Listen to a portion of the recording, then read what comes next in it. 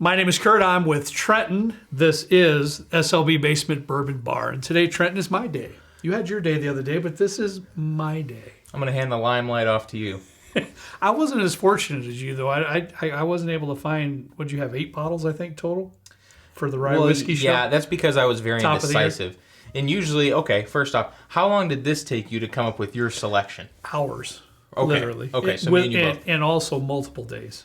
Oh, my God. You know, 20, 30 minutes here, 45 minutes there, whatever. Oh, okay. Little tasting, you know, just to be sure. Yeah. I mean, the grand scheme, honestly, truthfully, the grand scheme, probably a whole week in several hours and tasting different ones here and there. And yeah, so methodical with your selections there, aren't you? I'm just so weird that way. I am. I grant you, I am. But what we did this year, last year we did our top 5, actually, my top 5 Scotch whiskeys of 2022. Yeah. I wasn't involved in Not that garbage. list. Nope. But, you know, this year, honestly, I didn't buy that much Scotch to begin with. And I don't think I really could have formulated a list of 5 that I thought were that good for this show. You know, what I did buy. There is one that I'm surprised that is not in here. I know, and I'm looking at it. I know which one. I went back to it several times. And it just didn't quite make it. Are we on the same page as the Blackadder, right? Yeah. Okay. Yeah. No, the Blackadder. Yeah, it's an independent bottler, and they source, and it's completely unfiltered. And I mean, there's bits of char in there and everything, sooty. but it is extremely oily, good flavor. It honestly kind of looks like olive oil. Like take olive oil and then put it in a snow globe, but instead of the snow, it's like ash. Yeah, it's weird. Those who have tasted it and know a lot about good peated Scotch, their bet is it's Laphroaig. It's a Laphroaig whiskey because it has a little bit of that Band-Aid, note to it. Yeah. So just didn't quite make it, and we might as well just make that our special mention because we've talked about it for about a minute here. So why not? But it was a great bottle. But I'm very comfortable with what I picked, and there's specific reasons for it. When I pick a list, I also take into consideration cost. Okay. I just do. That's just who I am. I love to get a great bottle at a good buy, so I consider cost as well as taste. Okay. So let's get into it. You ready for this? I sure am. All right. The first one I want to show you, Trenton, was a gift from Chris Engel, one of our buddies, Chris. I don't know where you want to put all that stuff. You're the master of all that business. But this is Bull Run, right? They're out of Oregon, Trenton. This is a 14-year American whiskey offered at barrel strength. Okay. 117.84 proof. Okay, so let's just say 118 proof, right? The mash bill on this is 96% corn, 4% malted barley. You want another one? I had some spillage. You good? It's fine. You gonna work it out, are you? I think this, if I'm not mistaken, this is Chris also got me a Blue Run that was finished in maple syrup. Okay. Or I think it was infused with maple syrup. Okay. And that's the one that exploded in my truck. Oh, I guess he did. I remember that. If I can find a picture, I'll try and pick. It was a sight. I was really upset. I do remember Thank that. you, Chris. But this one here, Trent, 96% corn, 4% malted barley, and it was aged exclusively in ex-bourbon barrels. So you get some of that luxurious corn note. I mean, it's very luxurious, but spending all that time, 14 years in a bourbon cask, it really soaked up all those beautiful bourbon flavors in there too. And I find it to be viscous and extremely flavorful and rich. Yeah. And you ready for this part? $46 is what he paid for it. For a 14-year? Yes. Are you kidding? Yeah, I didn't ask him at the time, but I just messaged him yesterday so I could be clear during this video. So, we knew what we were talking about. $46. So roughly about $50 you should be able to pick up a bottle of this. And I also put this in for a specific reason. I want to do a pick of that next year if we can. I would love to go to Oregon. I really want to do a pick of that. Once I found the price too. Do they do picks, do you know? Yes, they do. All right, I'll get it on the list. Our good friends at the Bourbon Van, they've had a pick from Bull Run. Yeah. All right. Absolutely. And I thank you, Chris. It was very kind of you to gift that to us when you came over and visited. It's crazy. We found out after the fact that his dad lives like 4 doors down the street from me. Wild. That's insane how that even happened. Small It was a world. crazy story. But anyways, that's why I picked it, Trent. So not only I think it's a great tasting whiskey, I think it's nice and viscous. It's got a really beautiful caramel toffee flavors in there. It's lovely, and $46, so about 50 bucks. I couldn't leave it off. That comes in 5th place in my top 5, 2023. Oh, so these are in order for you. These are in order for me. Okay. These are in order for me. Coming in 4th place, we got another budget burner. Yep. Yeah. I had to put it in there. This was in, out, in, out, in, out. How could you do that? And truthfully, I had another $200 bottle in place of this, is what I had. A $200 bottle that I was going to put in a list. But due to the price factor, I had to bump it out for this JT Meleck. Now, Great stuff. I know this isn't brand new. Some of you folks have had it. But thanks to my good friend Jonathan, who lives in Texas, who helps me out get some bottles that we can't even approach to get up here. He helped me get my first bottle this year in 2023 of the JT Meleck Rice Whiskey. Knew nothing about it. I just thought it was interesting. He said it was very good. I trust his opinion. And I said, sure, send me one. Trent, back me up on this. $50. $50 for their basic rice whiskey. It's 96 proof. I love that proof point too. I absolutely love the proof point. This is another one that's nice and viscous, Trent. And in my line, that has a beautiful, rich toffee note that's just to die for, in my opinion. I think that this was in a blind that Mom did or something. This made its way into a blind at some point. I remember getting a little bit of strawberry from it, if I'm recalling the correct bottle. But I don't know how you get this good a flavor in a rice whiskey. I know it has stuff to do with like the chemistry and stuff that's way over my head. Yeah. But I cook a lot of jasmine rice at home, and I never get a tarmal. I don't know about that. I never get a coffee or a strawberry of any kind. Yeah. So it was really refreshing. We actually liked it so much.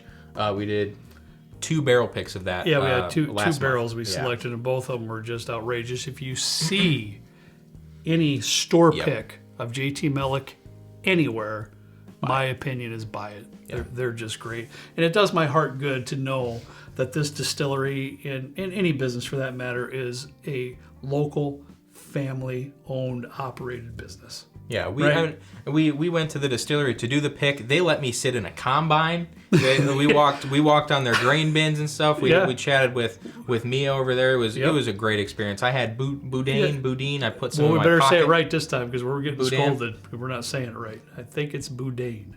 Boudin. Uh-oh. Oh no, I might have said it wrong too. But we had that. That's your fault, I think. It was wonderful though. Crackling. Oh my god. Really. I want to go back. Crackling. And they have a crawfish farm where they distill too. It's They really absolutely cool. do. Yeah. They got and the vodka that they have there. Am I right? I brought back home 2 bottles. I think I brought home back a taste. I'm not even a vodka fan at all, but it had just this beautiful vanilla note in there that was delicious, wonderul. So, anyways, keep an eye out for it. Keep an eye out for it. JT Meleck comes in 4th place in my top 5 whiskeys of 2023. Next but not least, I'm gonna get that thing like you did. Next but not least, remember on the show you did? I say that? You did. I'm gonna go with this Breckenridge Dark Arts. My bottle is batch 15. This isn't staying Now, here. Quick. we're going to jump up in price. This is a $200 to $300 bottle. And I know I'm giving you a wide range of pricing. Trenton always has to put the wood to me once in a while. He enjoys doing that. So my friend Gage helped me get this. He purchased this actually up there when he was in Colorado. And I paid the distillery price, which is $300. And somehow Trenton came up with he got one for $200.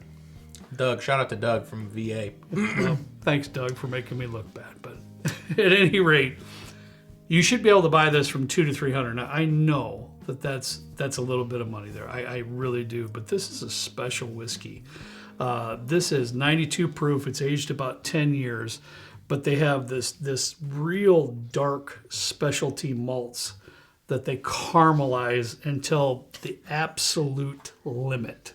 To like cast a spell. I am. I'm working on it before the barley burns. They take it to the very last point where it's going to burn. So they caramelize it deeply, and then it's aged in new American oak barrels and ex-bourbon barrels.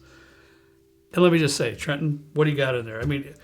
It's a lovely whiskey. This is one, and I know you've probably heard me say this before. I absolutely love a whiskey that I can sit down with a 1 ounce pour and sip on it for 45 minutes to an hour and just think about it, enjoy it. You know, not only taste, but the aromas as well. I liked this so much when we tried. I was a little skeptical because this year I've kind of been delving into the single malts a little bit more, or the American single malts rather. Sure. So I was a little bit skeptical of the Breckenridge only because I bought a Breckenridge. It was like it's a light blue label, a rum finished or a rum infused, something like that. Okay. And I tried it, and I was just not a fan at all. I thought it was way too sweet. It just wasn't up my alley.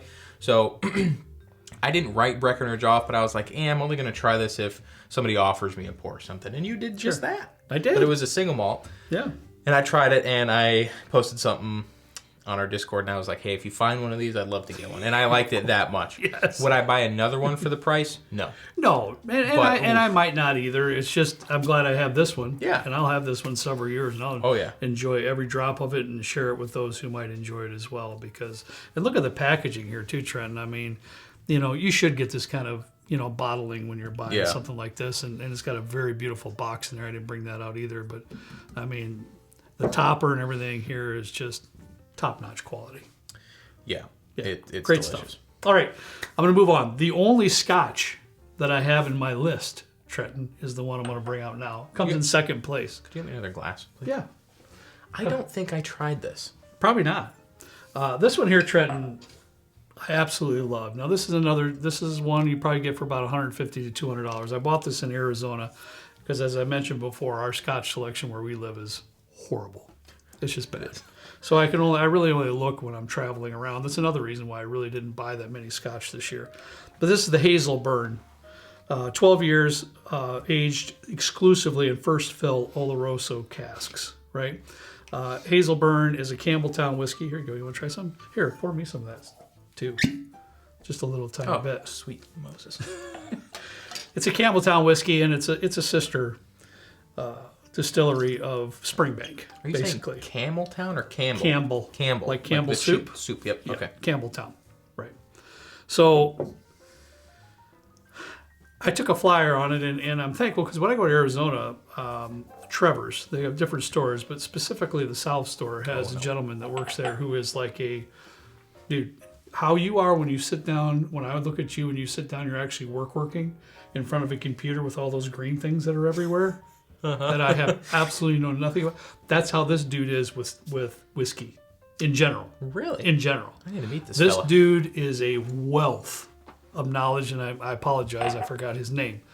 But I always love to go down there and speak with them and discuss, and he, you know, it's $200. I paid close to $200, but I have seen it online here and there for like 160, 170. So, but I went with it because I trusted his opinion, and man, this is definitely the best Scotch that I've had.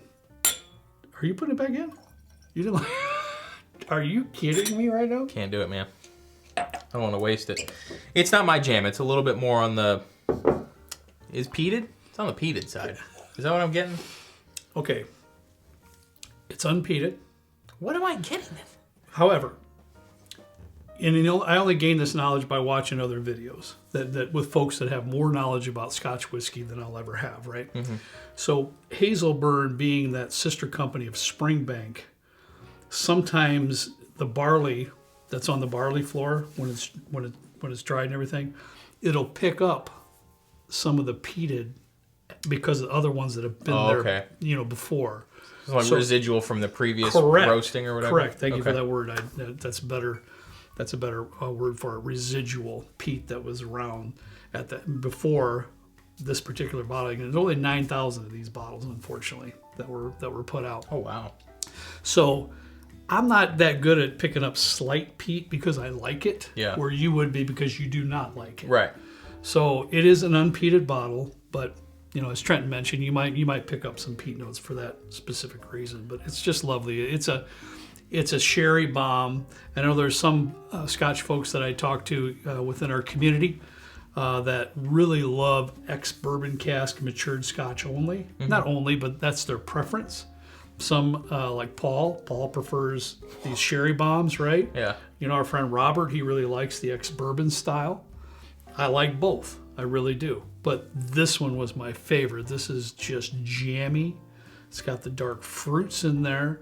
It's got that Campbelltown funk a little bit. We can get some Campbelltown whiskeys, and that's probably what you don't like too much about it, which I love. And it's not something that I hate by any means. It's just there's something in it. Like a couple years ago, and even now, like if there's tomatoes in something, I will immediately pick up if there's a tomato or a mushroom or fennel, usually in anything. Fennel I can understand. Yeah. So tomato, so even if a tomato is pureed within a dish, you can pick up on it. Unless it's like super salty or there's a more overpowering flavor in it, but usually I can pick up tomatoes, I can pick up mushrooms, I can pick up fennel. Fennel makes a little bit more sense because it's pretty powerful. Right. But wow. All right. Well, that's my number 2. Now, you ready for number 1? Oh, yeah. Another gift from Chris. You know, and little did he know what he's doing around here. You know, he brought it just because he was coming over and he's visiting his dad. And is he visiting for the holidays? Yeah, he's going to be around. All right. I got to meet Chris. Yeah, he's going to be around. My number 1, top whiskey, 2023, Westward American Single Malt, cask strength. I mean, come on. 125 proof. I gotta. This is going to cost you about $100, right? To me, it's well worth that. This is one that I will buy over and over again if it's gone, because to me, it's well worth that $100 price tag. It's 125 proof. I will say that it's 125 proof. It doesn't drink like it though. It's, of course, 100% malted barley, being the American single malt, so 100% malted barley, and aged in new American oak casks, barrels. So this to me is this creamy, it's rich, and what I love the most about it, and I know Trent and I argue a little about it, I call it the apricot note. Trent and I think you're more on the peachy kind of note, peach type note. But there's a real vibrant and luscious stone fruit, at least I'll say that, stone fruit note here that just, for me, is to die for. This is like, I feel like this is like a mocha bomb. And I like it because does mocha usually have coffee in it? Or is mocha just like chocolate? I don't know. What do you think? Is mocha a coffee thing or is it just a chocolate thing? I don't know. I don't drink coffee that way. Mocha was chocolate, but I'm not a big coffee drinker, so I'm not. Usually when I hear mocha, it's like a mocha coffee is something or another. Right. Yeah. It's like chocolate and coffee. Yes. A little bit of a like a weedy type note. Skunky. I don't know, but in like a good way. That's gonna sound weird, but I mean it is. Like there's now you're telling me that I'm gonna pull out my number 1 whiskey of 2023, and one of your notes is skunky. But I love it. No, like okay, and I think it's just the barley. That's just part of whatever it is. Sign me up. He's trying to connect with that barley note. That comes from the 100% malted barley. I know where you're coming from. Whenever I'm driving on a road and I come across a deceased skunk or something, I don't want to say I roll my window down, but my nostrils are definitely opening a little bit. I don't know what it is, but I'm like, that doesn't smell too bad. That's so bad. So you actually look, oh wait, that might be a skunk. Well, okay, depending on the area, I'm like, is this a skunk or is this the Mary Jane? I get those two confused sometimes. I was watching the History Channel last night, and this guy was an expert in cow manure, and he would legit, like, fill a vial with cow manure and, like, smell it like we were smelling a whiskey. And he's like, ooh, I can smell barnyard and this kind of thing. He was excited about it. Wow. It's the Modern Marvels stink episode. Don't line me up for that, please. Don't do it. Oh, I was going to take you on a surprise visit to a farm. You could... This is by far, I would lump this in with one of my favorite releases of this year. Yeah. I would. Yeah, all around. The weird thing is my favorite American single malt prior to receiving this bottle from Chris was the Westward Pinot Noir finish. Mm-hmm. And it's a great bottle as well. And I just didn't put it in here because it's a duplicate. But this wins over. I mean, that you get that cask strength, so you get that oiliness, the creamy. You just get a little bit more being cask strength. And Westward is out of Oregon as well. Oh my God! So if we're making a trip to Oregon, that's all I'm saying. Is all I'm Knock saying. them both out. That's what I'm saying. Do a pick of each. That's what I'm trying to tell you. So it's just been a beautiful bottle. I've had it that long, and I'm trying not to, But Chris is visiting, and he's bringing a couple more with him. All right. Yeah. I'm gonna meet Chris when he comes. We're gonna be okay. All right, that's all I got for you today. That's my top 5 whiskeys of 2023. If I missed something that you feel strongly about, I would love to hear about it. I really would, because I love those conversations where somebody really feels strongly about a particular whiskey. And so I'd love to hear that. So put it in the comments, if you think I missed something, or if you think one is up here that shouldn't be up here. Yeah, that'd be fine too. All right, that's all we have for you today. As always, we ask you to please drink responsibly. See you next time, right down here with Trent and me in the good old basement bourbon bar. See you later.